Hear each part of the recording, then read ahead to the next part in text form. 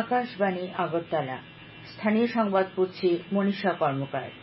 পূর্ব ত্রিপুরা লোকসভা আসনের জন্য postal ব্যালটে vote গ্রহণের কাজ আজ শেষ হচ্ছে।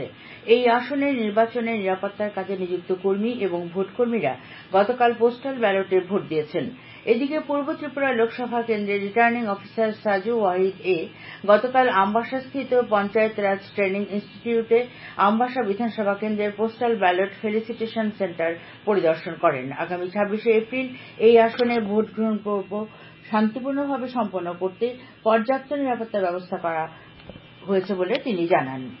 পশ্চিম ত্রিপুরা লোকসভা কেন্দ্রের রিটার্নিং অফিসার ডাক্তার বিশাল কুমার জানিয়েছেন, এই লোকসভা কেন্দ্রে ভোট গ্রহণ সম্পর্কিত কিছু অভিযোগের ঘটনার যথাযথ তদন্ত করা হয়েছে এবং উপযুক্ত ক্ষেত্রে ব্যবস্থা নেওয়া হয়েছে। এক প্রেস বিজ্ঞপ্তিতে তিনি বলেছেন, এই নির্বাচনী ক্ষেত্রে মাইক্রো অবজারভারদের ইতিবাচক রিপোর্ট দিতে চাপ দেওয়া হয়েছে বলে যে অভিযোগ করা হয়েছে তা সত্য নয়। রিটার্নিং অফিসার জানিয়েছেন, অসুস্থ হয়ে পড়া এক নির্বাচন কর্মীকে হাসপাতালে গিয়ে তিনি দেখে এসেছেন। সেই কর্মী সুস্থ হয়েছেন এবং হাসপাতাল থেকে ছাড়া পেয়েছেন। তার চিকিৎসার ব্যয়ভার প্রশাসন বহন করবে বলে তিনি জানান।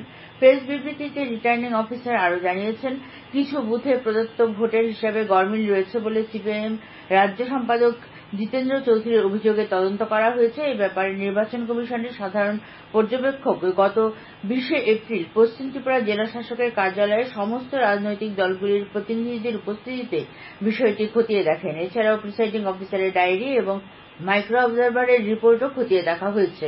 প্রেস বিবৃতিতে বলা হয়েছে, মজলিশপুর 44 নম্বর ভোট গ্রহণ কেন্দ্রে মোট ভোটার 545 জনের মধ্য থেকে ভোট পড়ে 498টি এবং ভোটদানের হার ছিল 91.37%।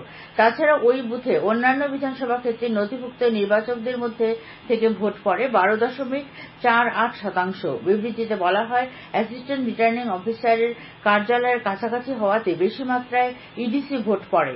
রিটার্নিং অফিসার বিবৃতিতে জানান, খয়েরপুর 44 নম্বর নেব্বুচাড়া এসবি স্কুলের ভোট গ্রহণ কেন্দ্রে ভোট পড়েছে 81.63%। রিটার্নিং অফিসার জানিয়েছেন, 19 এপ্রিল পশ্চিম ত্রিপুরা লোকসভা আসনের নির্বাচন এবং রামনগর বিধানসভা আসনের উপনির্বাচন অবাধ ও শান্তিপূর্ণভাবে সম্পন্ন হয়েছে। রাষ্ট্রপতি দ্রৌপদী মুর্মু গতকাল রাষ্ট্রপতি ভবনে এক অনুষ্ঠানের মাধ্যমে ত্রিপুরা থেকে পদ্ম পুরস্কারপ্রাপ্ত শান্তিকালী আশ্রমের মহারাজ চিত্তরঞ্জন দেববর্মাকে পদ্মশ্রী পুরস্কারে ভূষিত করেন। তাছাড়া রাষ্ট্রপতি, প্রাক্তন উপরাষ্ট্রপতি এম ভেঙ্কাইয়া নাইডু, ভরতনাট্যম নৃত্যশিল্পী ডক্টর পদ্ম সুব্রমণ্যকে পদ্মবিভূষণ এবং বিন্দেশ্বর পাঠককে মরণোত্তর পদ্মবিভূষণ পুরস্কার প্রদান করেন। পাশাপাশি বিভিন্ন ক্ষেত্রে উল্লেখযোগ্য অবদানের জন্য পদ্মভূষণ পুরস্কারও প্রদান করেন তিনি। বিএসএফ এর আইজি প্যাটেল পীযূষ পুরুষোত্তম দাস জানান, সীমান্ত এলাকায় সুস্থিতি রক্ষা, চোরাচালান বন্ধ করা ও মানব পাচার রোধে সীমান্ত নিরাপত্তা বাহিনী বিএসএফ নিরবচ্ছিন্নভাবে কাজ করে চলেছে। গতকাল আগরতলার শালবাগানে বিএসএফ ত্রিপুরা ফ্রন্টিয়ারের কার্যালয়ে এক সাংবাদিক সম্মেলনে তিনি একথা জানান। তিনি বলেন, ত্রিপুরার আন্তর্জাতিক সীমান্তে এ ব্যাপারে সাফল্য রয়েছে। তাছাড়া সীমান্ত এলাকায় জনগণের উন্নয়নে বিএসএফ নিয়মিতভাবে স্বাস্থ্য ও চিকিৎসা শিবির সহ বিভিন্ন সামাজিক কাজ করে থাকে বলে তিনি উল্লেখ করেন। সাংবাদিক সম্মেলনে বিএসএফ এর ত্রিপুরা ফ্রন্টিয়ারের সহ অন্যান্য আধিকারিকরা উপস্থিত ছিলেন।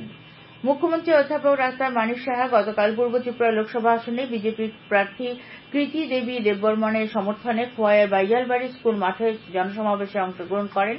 সমাবেশে অন্যান্যদের মধ্যে উপস্থিত ছিলেন প্রাক্তন উপমুখ্যমন্ত্রী জিষ্ণু দেববর্মন, বিধায়ক রঞ্জিত দেববর্মা ও স্বপ্না দেববর্মা, এমডিসি সোহেল দেববর্মা প্রমুখ। পূর্ব ত্রিপুরা লোকসভা আসনের বিজেপি প্রার্থী কৃতি দেবী দেববর্মার সমর্থনে গতকাল মনু বিধানসভার কলাছড়ায় এক নির্বাচনী সভা অনুষ্ঠিত হয়। সভায় প্রদেশ যুব মোর্চার সভাপতি বিধায়ক সুশান্ত দেব, বিধায়ক মাইলকটু মগ, টিপরামাথার এমডিসি রবীন্দ্র দেববর্মা প্রমুখ বক্তব্য রাখেন।